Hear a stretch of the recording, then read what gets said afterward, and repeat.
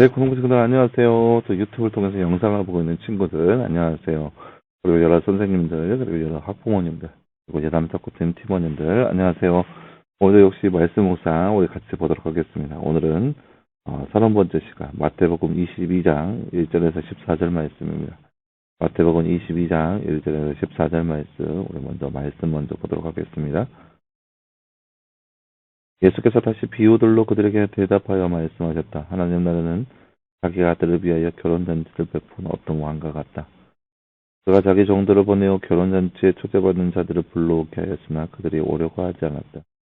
그가 다시 다른 종들을 보내며 말하기를 초대받은 자들에게 가서 말하기를 내가 잔치를 다 준비하였는데 내 황소와 살찐 짐승을 잡아서 모든 것이 준비되었으니 결혼잔치에 오라고 하였다 하였으나 그들은 이마저 무시하고 어떤 이는 자기 밭으로 갔고 어떤 이는 장사하러 갔다. 그리고 남은 자들은 그 왕의 종들을 잡아서 모욕하고 죽여버렸다. 그러자 왕이 분노하여 자기 군대를 보내어 그 살인자들을 죽이고 그들의 성읍을 불태우고 그가 자기 종들에게 말하기를 결혼잔치는 준비되었으나 초대받은 자들은 자격이 없으니 내가 내 거리에 가서 누구든지 만나는 대로 결혼잔치에 초대하여라 하였다. 종들이 거리로 나가서 악한 자나 선한 자나 만나는 대로 모두 데려오니 결혼잔치가 손님들로 가득 차게 되었다. 왕이 손님들을 보러 들어갔다가 결혼 예복을 입지 않은 한 사람을 보고 그에게 말하기를 친구여 그는 결혼 예복을 입지 않고서 어떻게 여기에 들어왔는가 하니 그가 아무 말도 못하였다. 그러자 왕의 시중되는 자에게 말했다. 이 자의 손발을 묶어서 바깥 어두운 곳에 내던져라. 거기에서 통곡하며 일을 할 것이다. 초대받은 자들은 많으나 선택받은 자들은 적다. 아멘.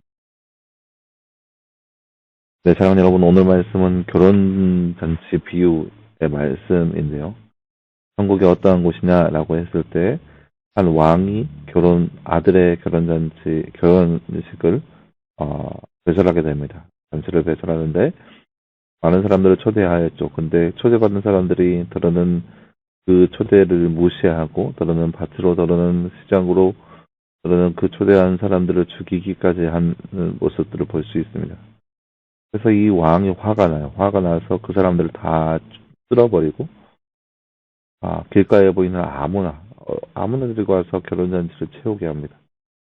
그래서 수많은 사람들이 결혼잔치에 초대되어서 잔치를 이루는 모습을 볼 수 있습니다. 근데 왕이 그 결혼식 중간에 와서 보니까 한 사람이 예복을 입지 않고 오는 모습을 본 거예요. 그래서 친구야, 너 왜 당신은 예복을 입지 않았습니까? 하고 그 사람을 바깥 어두운 곳에 쫓아버리는 모습을 볼 수 있습니다.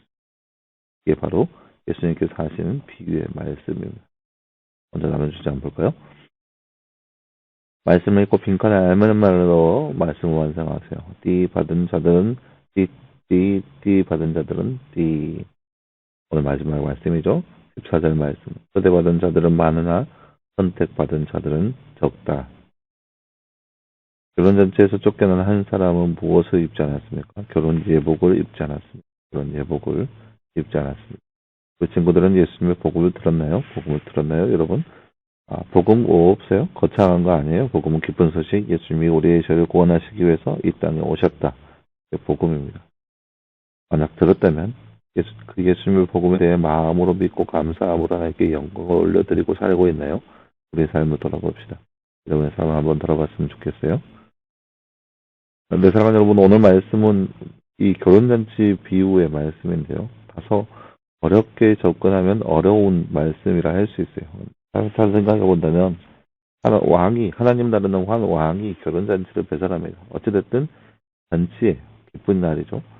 그러니까 하나님 나라를 잔치로 비유할 때가 많이 있어요. 그러니까 초대받았다라는 것에 하나의 그 비슷한 점이 있고, 그리고 거기서는 기쁜 일, 그러니까 뭐 세상 염려, 걱정들 그런 것들 하나도 없이 기쁨으로 가득 찬 곳 바로 하나님 나라이기 때문에 그렇게 그 잔치에 많이 비유하곤 합니다. 어찌됐든 간에 어떤 한 왕이 결혼잔치를 배설해서 수많은 사람들을 초대합니다. 그런데 그 사람들이 자신은 더러는 밭으로 가고 더러는 시장으로 가고 더러는 그 초대한 사람을 죽이기까지 합니다. 이게 뭐냐? 하나님께서 하나님의 선민들, 하나님의 백성들, 하나님께서 원하시는 자들, 그러니까 그러니까 그런 거죠.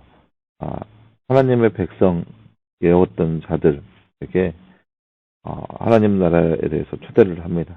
초대를 하는 거죠. 그러니까 지금까지 성경 말씀을 읽고 교회 생활했던 사람들이겠죠.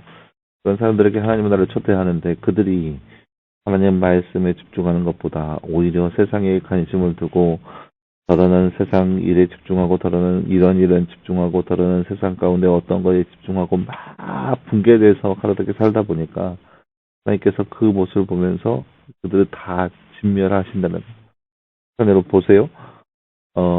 하나님 말씀에 집중하지 않고 천국이 분명히 임하였음에도 불구하고 천국에 소망을 두지 않고 그저 세상 가운데 기쁨을 취해서 하나님 나라가 분명히 임한다고 함에도 불구하고 아니요 나는 이게 더 좋아요 나는 이게 더 좋아요 공부가 더 중요해요 공부하러 가고 뭐 어떤 사람은 시장에 가고 어떤 사람은 여자친구 만나러 가고 어떤 사람은 뭐 하러 가고 이렇게 하나님 나라야 하나님 일이 아니라 세상적인 일 세상적인 것에 관심을 두어서 그렇게 뿔뿔이 흩어져 버리고 있는 그러한 모습들 그러한 모습이 눈에 보인다는 거예요.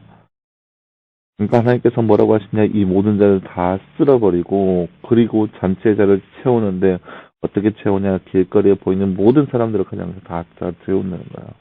이것은 무슨 말이냐 아무리 죄인이라 할지라도 그들에게 복음을 전해서 그 복음의 말씀을 듣고 하나님 나라에 초대되어서 오게 할 수 있다는 거예요. 그러니까 이 세상 가운데 어떠한 사람이든 간에 복음을 듣고 변화되어서 하나님 나라에 갈 수 있는 그런 자격이 생긴다는 거예요. 세상 가운데 지금까지 어떻게 살아왔고 어떻게 여겨왔고 하나님 말씀에 대해서 교회에 대해서 예배에 대해서 어떻게 살아왔든 간에 지금까지의 과거의 모습 하면 중요한 것이 아니라 지금 현재 그 초대에 응하여서 그 초대에 준비된 사람인가가 중요하다는 거예요.